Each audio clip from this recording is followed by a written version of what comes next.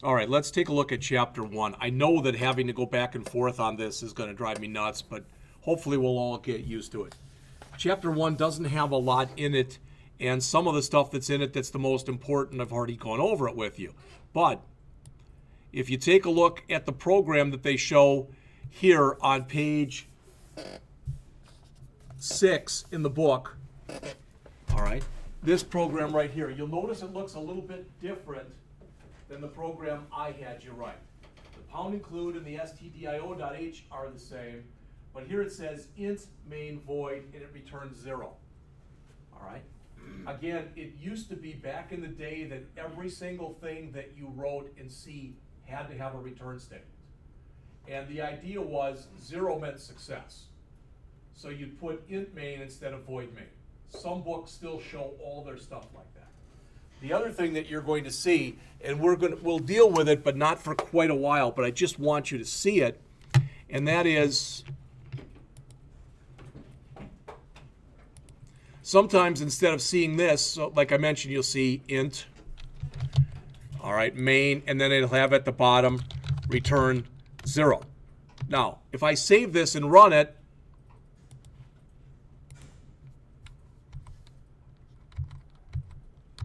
still compiles.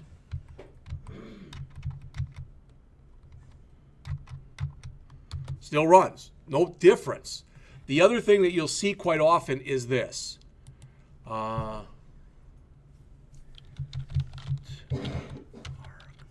C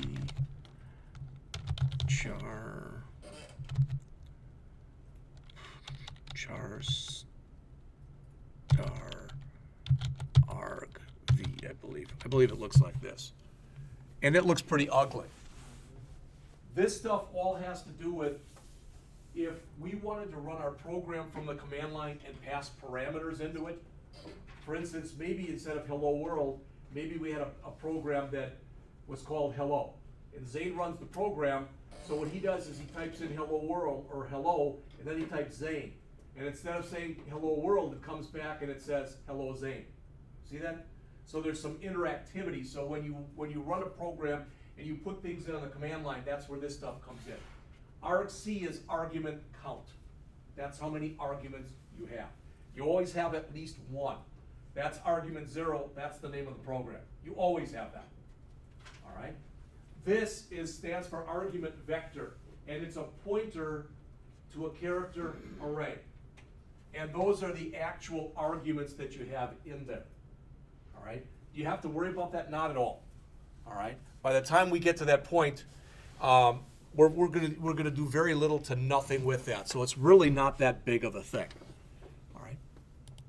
And if you think, well, geez, it must be important because they have it in the book, and why aren't you going over it? Let me just tell you as an example, and maybe I've mentioned this to you before.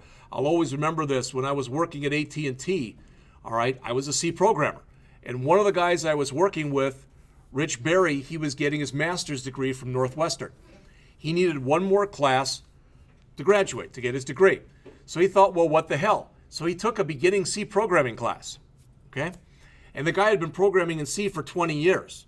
So for him to take it is kind of like Travis taking another iOS class, all right? But he took the class, but he had to come up to me and he had to ask me, like, he had no idea what Printf was. Because when you write actual application programs, you're not going to be printing anything out to a monitor. So a lot of the really simplistic stuff that's in there, all right, you're going to learn how to do it. But if you were actually out in the field, in the biz, so to speak, and you were working and actually doing the stuff, you wouldn't be using a lot of that. All right. Then they show this here, this CC.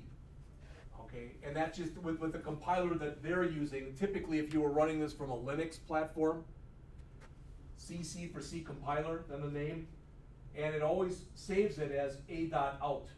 So you type in a.out. Well, we could do that if we wanted to use a Linux compiler. All right, I don't particularly want to do that. So if you want more than what I just gave you on what the pound include stdio.h is, the int main void, etc., they're all there. It's all there. All right, I don't think there's anything that's there that we haven't already mentioned. They talk here about printf. All right, depending on, how much you get into this language or don't get into this language, printf is one of those things that'll in some ways drive you kind of nuts. All right. Now I want to say something that I don't normally say to a lot of classes, but I'm just going to tell you guys this. Printf is worth using. It's worth using and it's worth learning. You have to learn it for C, but everything you learn basically in C, you can do printfs the same way in PHP. All right. So we're going to talk this afternoon with PHP about echo and about print, but you can use printf. All right. That's relatively new in PHP. All right. \n for a new line. You've seen that kind of stuff before. So they give you, some of these examples in here are just really very, very simplistic. All right. So let's take a look at this program that's here, that's on page 11 in your book. All right. Again, you understand what the program is and how to write it, but I more than this. This is a strongly typed language like Java. Use the same things: float, int, double, etc. All right. Most of the time when we were in Java, I told you to make stuff doubles, because if you made it floats, you had to put an F on the end. Most of the time in C, you make them floats, because you don't have to worry about it like you do in Java. All right. So what do we have here? Well, int miles, comma yards. So they're declaring two integer variables there. I don't like doing it like that. What I'm going to expect you to do is declare each variable on its own line, and when you declare a variable like that, you should initialize it. If it's a numeric variable and you don't know what its value is, initialize it to 0. All right, if it's a string value and you don't know what it is, initialize it to the empty string. That kind of an idea. If it's a Boolean, initialize it to false. It's just a good practice to get into.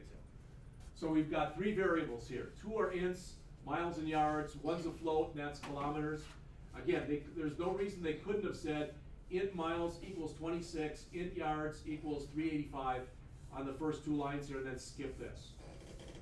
All right. But what I want to show you here is this. It doesn't read real well, but it says \n, a marathon is %f kilometers. %f, that's a placeholder. All right? And it's the word kilometers, so it's this. And it's %f if you're printing out a float. Now the goofy thing, if you're printing out int, you can use %i. You can, there's nothing wrong with that. Most people use %d. That's not for a double. %d means decimal integer. It's always been like that. All right, most of the time you're going to see %d with that. Then they go in and they dissect this program. I picked this book because if any of you have a problem, all right, when we get started transitioning over from one language to the other, then I'd suggest you spend more time, look at the program examples and then read it where they dissect the program afterward.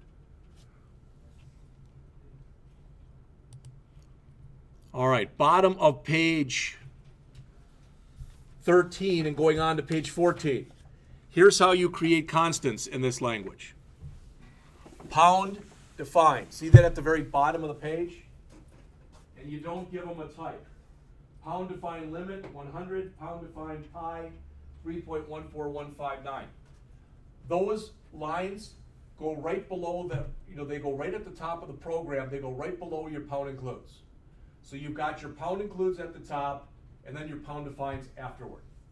Everybody hear that? Because I'll expect you to adhere, because that's the way you're supposed to write C code. And again, like in other languages, constants by convention here, they don't have to be, but by convention, they're in all uppercase.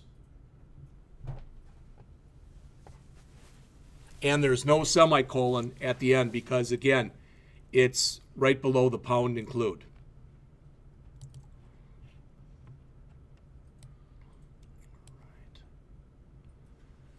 If you want a little bit more on stdio.h, they talk about it a little on the bottom of page 14 and the top of page 15. And they give you another program here on page 15. Now my hope is, and what have we spent on this? A half an hour, whatever? But that you can look at every single line in this program, everything that's in there. All right?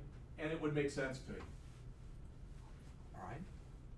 The only thing that's a little different is notice, because this is actually a fairly new feature of C, that you can use the word const inside of a program. I'm not even going to go over that because you don't see that used very often. All right, I think the author just put it in there so you see that you can use it. But there really shouldn't be anything that's in this program right here that you shouldn't understand.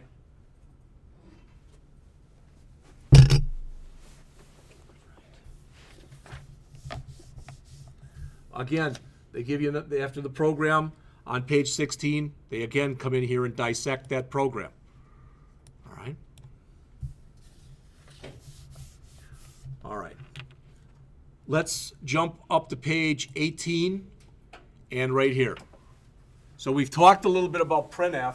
The opposite of printf is scanf. So printf is used for output and scanf is used for input. That makes sense? All right. So if I came in here and I did this,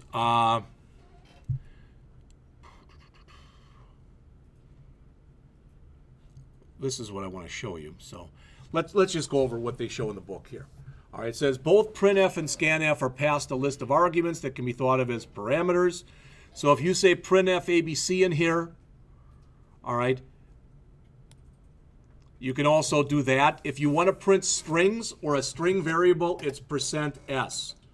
So the three you're going to use the most often are %f, which you use for floats and for doubles, %i or d for integer or decimal integer, and %s, all right, %s that you use for strings. Notice if you want to print a single character, it's %c.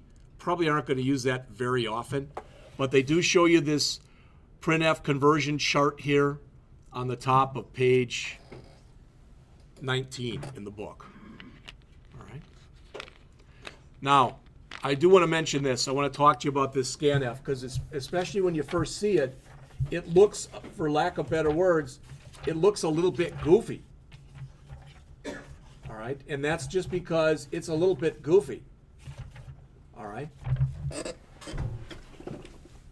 So you saw the printf, but when you see this scanf here, what this says is, I want you to go over and find out where X lives. That ampersand means address of. All right. So go find that address of where X lives, and what I want to do is I want to be able to read a variable in, and that variable must be of type integer. That might sound a little weird, but as soon as we start writing some programs that have scanf in there, it'll make sense to you. All right? Like I said, I'm the one who picked out this book. If you don't like the book, then write that down when you're doing your course evaluations. But I thought this was a very, more than the book I used last year, this one walks you through a program, then it explains everything it just did. And it does this a lot throughout the book.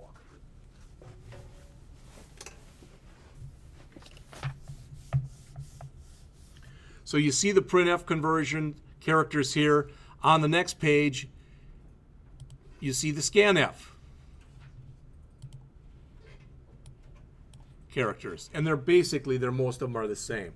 So if we look at the program that's right here, on the bottom of page 20. All right? So it says here, this is like what's called a prompting printf. It says to the user, okay, I want you to input 3 characters, an int, a float, and a double.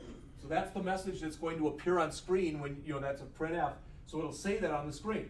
Then you are reading in a character, %c, a character, %c, all right? %d and %f. All right, it looks like they're reading in 6 characters and not 3. But the point is, when you're using a scanf, everything that you put in here, you're going to need an ampersand followed by something. All right?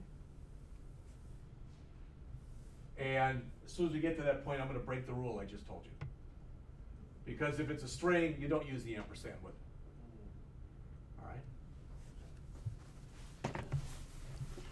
Now, this stuff, we'll literally fly right through this. Flow of control. If statement, you must use parentheses. around ifs, around while loops, around for loops, around do while loops. All right? With a switch statement, you must use parentheses. If you're checking for equality like you've seen in other languages, double equal sign. There is no triple equal sign that we'll talk about this afternoon for PHP. The syntax is shown on the bottom of page 22 here. If followed by some kind of expression in curly braces, statement one or statement two. If you've got multiple statements here after an if, it needs to be in curly braces. You've seen this in other languages. Nothing new right there. So you can see we've got another program here on page 23 in the book.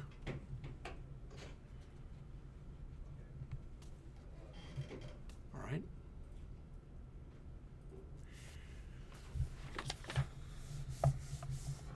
Again, more stuff that you've already seen in Java and in other languages. Plus equals.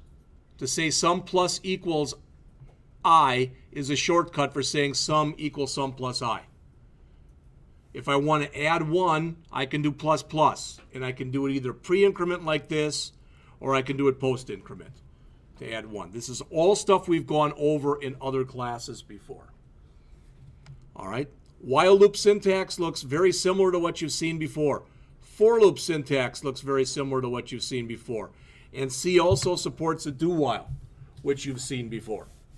So there's a big long program here on page 26.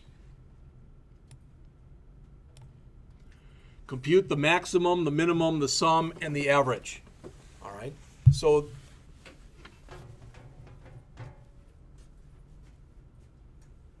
they're asking you to, it says here, if scanf %f not equal to -1, no file, no data found by. This is just checking to see whether or not you put in some information. But this, in the for loop, this is all stuff you know how to do. How do you, if I'm entering 5 numbers, how do I get the average? I add them up and divide by 5, right? Same kind of thing. All right, you should be able to take a look at this program, and ideally, at least, it'll make some sense to you. All right. So you don't need the axis 1 when you write these? Like The what? The axis 1 after This? the NF? That one, that Right axis. here. No, the axis. We The don't exit? need to write that. Oh, the question was, that's a good question. This, You don't need it. when you put exit in there, that means leave the program. And when you exit and you use any number other than 0, that means it's a premature exit. So you're exiting here because you don't have any data. All right, so that's an error condition. So you want to get out of the program. It's kind of like if you went to open up a database and the database wasn't there, so you couldn't go on. All right.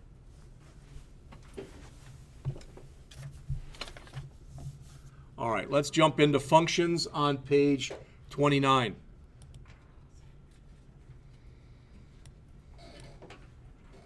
C's got all sorts of built-in functions, and you can type your own, create your own function, as you'd probably guess. All right. So if we look at this program that's right here, that's on pages 30 and 31. Again, I'm not that concerned that you look at the program, but I want you to just see the way that these are set up. You don't use the word function when you create a function. All right, like you do, for example, in JavaScript. Okay. So what this is this means we've got a function here. Its name is maximum. It must return a float. All right, and it gets passed in 2 floats. If you understand that, there's not really any more to understand than that. All right. What we're going to do on Thursday, what we're going to do on Thursday is when you come in here, I'm going to give you 2 or 3 programs that I want you to try. And literally, it's going to be the requirements are going to be a sentence. They're not going to be hard programs. Do this. And you won't have to turn them in. And I'll give you the first half an hour or so to try to do those 3 programs. And then we'll go over them as a class. I'll go and just write all 3 of them for you as a class. When I get done, I'll save them out there on the system so you'll have them available if for some reason you had problems doing them. But I just want to give you some kind of a vantage point as far as this is the kind of stuff you should be able to understand. All right? So they go over this max-min program, and then they dissect it again.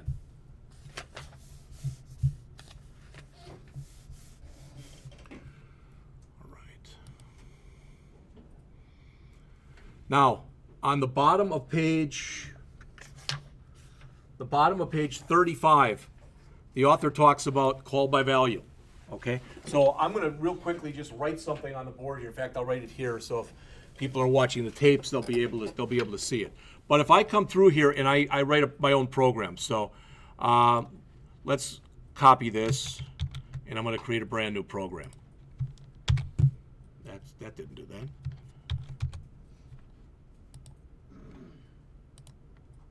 Copy, paste. All right. So let's suppose in here that I just, and I'm writing, this is a garbagey little program, okay?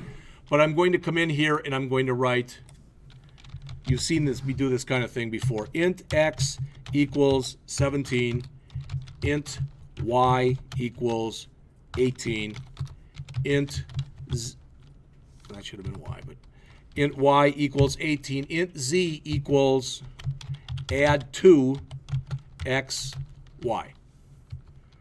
All right, then I come down here and I'm going to write my own little function. So I'm going to put here int return 2, or add 2, I guess it is, add 2, and int n1, int n2. I'll save this, so don't worry about writing it down, okay?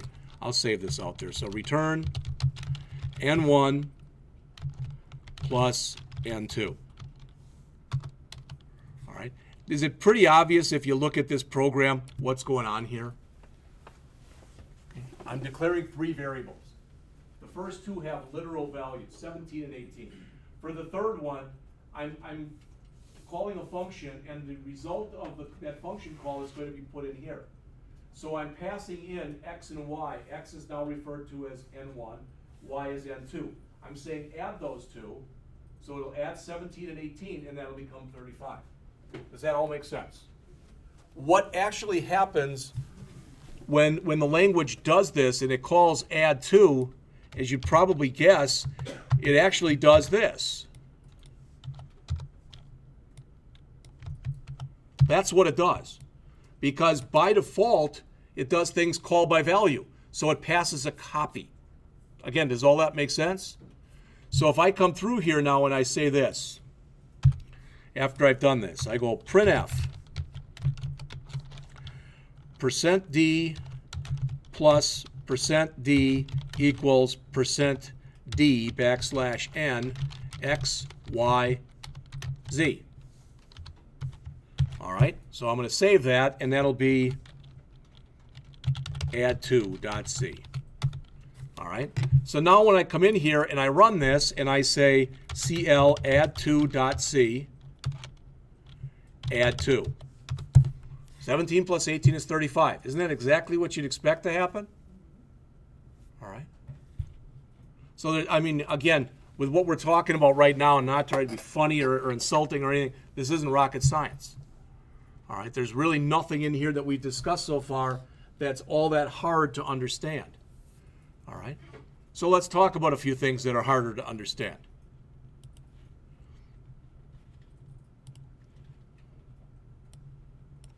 Chapter 1, just so you know, what they do in there is it's called an overview of C. They're giving you an overview of a lot of the stuff that they're going to cover in individual chapters in the book.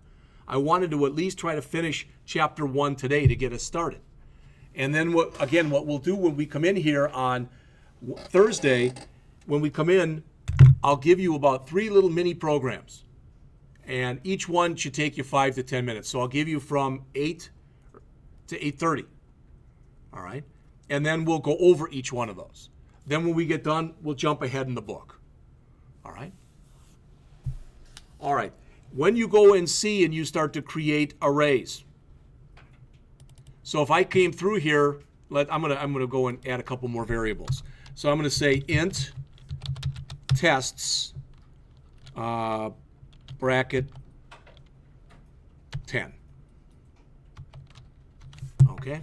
That's creating an integer array in there that's called tests. Please look up on the screen right now.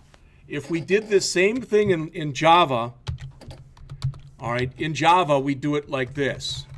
We'd probably say bracket bracket. If you remember that from Java, you can't do that in C.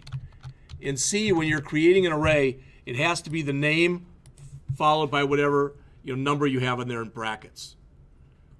What if I had a bunch of students and I didn't want to put a number in there? I don't have to. I could say int test equals, and let's say there's 5 students in the class. They got a 66, a 77, an 88, a 99, and a 86. 96. So I can do either one of those. So I can create an array, and when I create the array, all right, I can automatically give it a size. And if I do it like this, please do not put a number in here. Leave the number out. All right, so that'll work just fine. Now, what I should be able to do then by doing this, let's write another function. All right, so I'm going to say, we'll call it print test scores. And I'm going to pass tests into a brand new function. Whoops.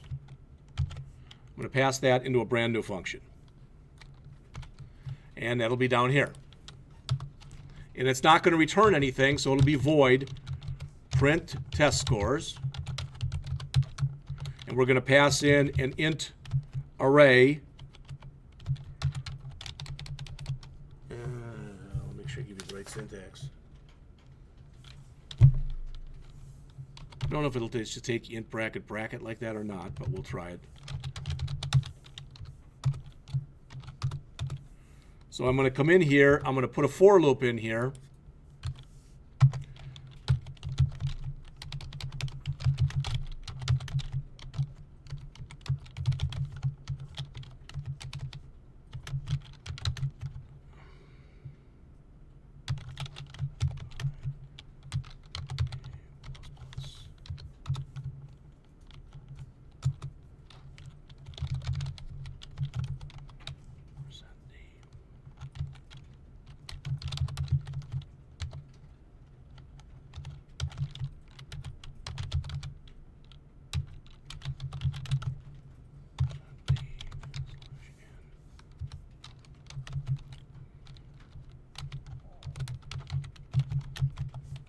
Move that up so you can see it.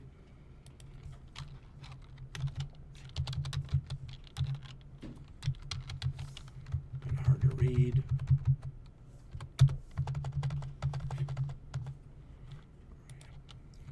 First, let me make sure I didn't make any mistakes in here. Oops, that would have been a mistake. So I'm going to grab this.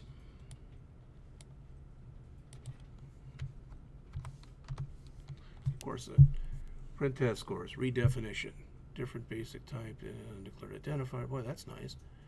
Line 15 and line 20.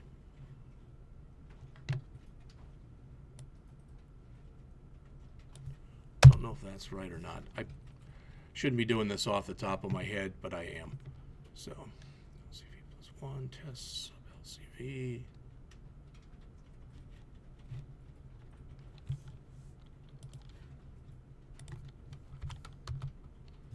I'm going from bad to worse. All right, let me show you what I was trying to show you. All right, I've got a syntax error in there. I've got to fix it. So I think everybody gets this X, Y, and Z. This is creating an array. It's an integer array that's called tests.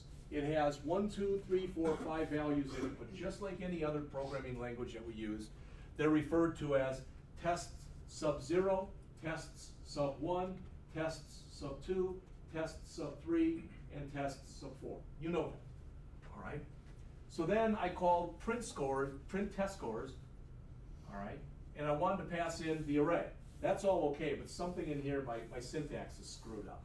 Well, what I wanted to show you was a for loop. I'm telling it to loop through here from 0 to less than 5, and then print out the results.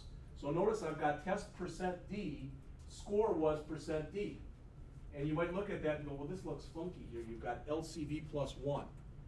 Because the first test really wasn't test 0, it was test 1. So this should have printed out test 1 score was 66. Test 2 score was 77. Test 3 score was 88. Test 4 score was 99. And test 5 score was 86. Does that make sense? That's what it should have printed. But I've got a problem in here with my syntax. All right?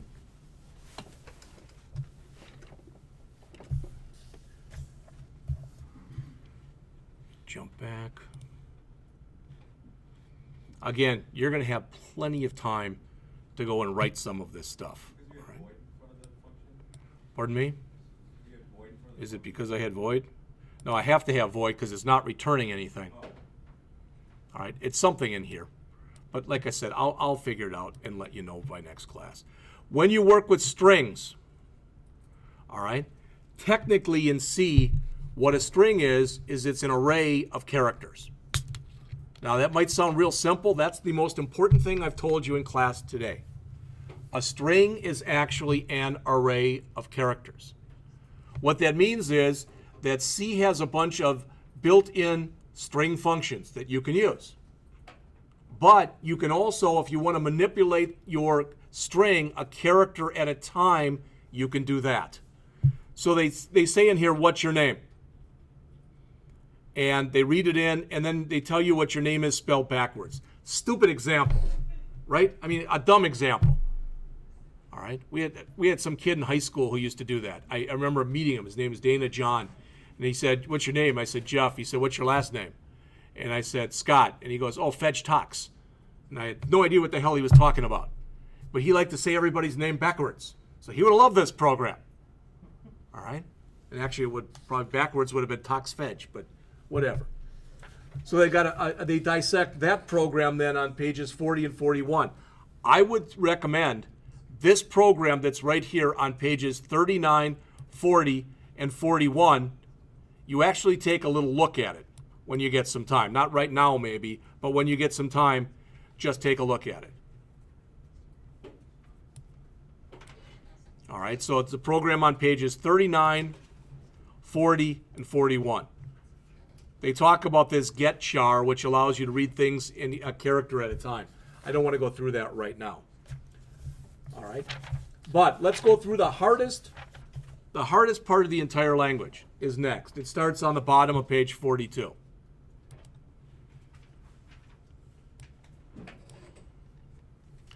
And that's a pointer. Okay?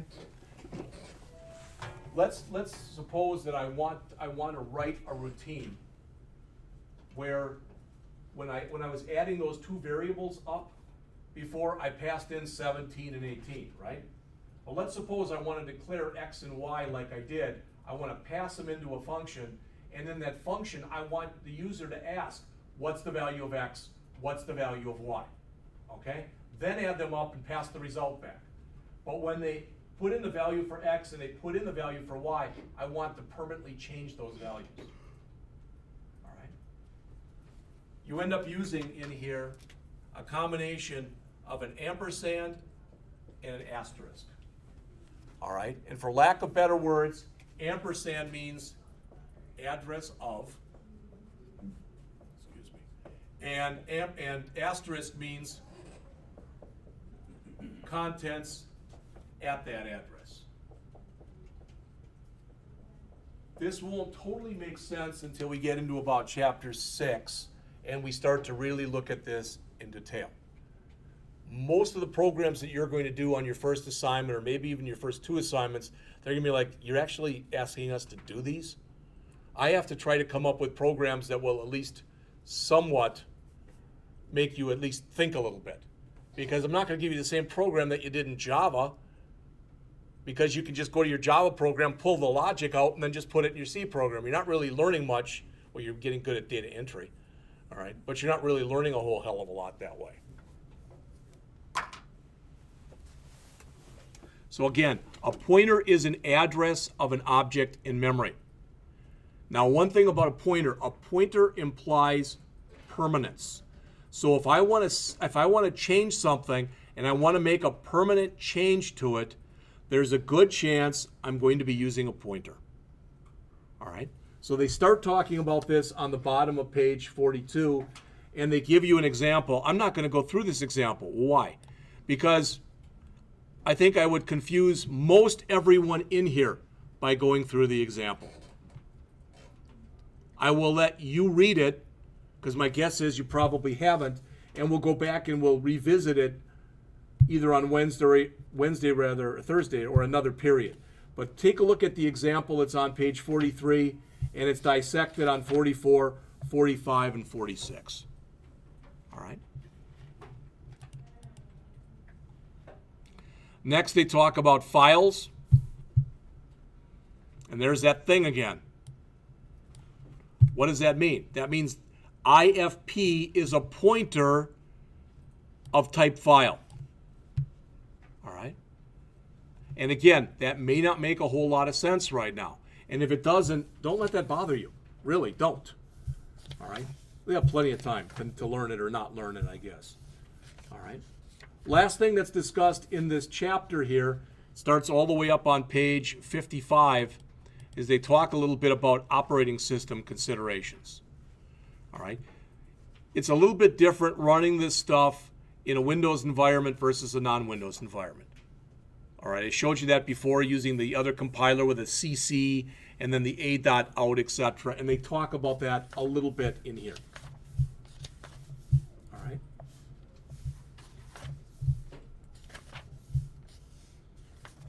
So what I'm going to do between now and Thursday, because it's 9:36, it's enough for the first day.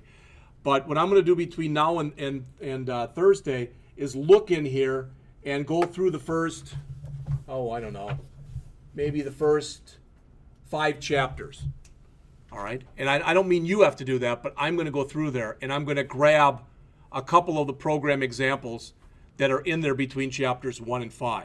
And I'm going to do some for you, and then I'm going to ask you to do 2 or 3 of them. You won't have to turn them in, but just so you can start getting in the groove, so to speak, and how to use this stuff. All right, now we'll go and we'll talk about that, and we'll go in and we'll look at chapters 2 and beyond then on Thursday. All right? So that's all that I had. Somebody have that piece of paper with all the names on it? Okay, thank you.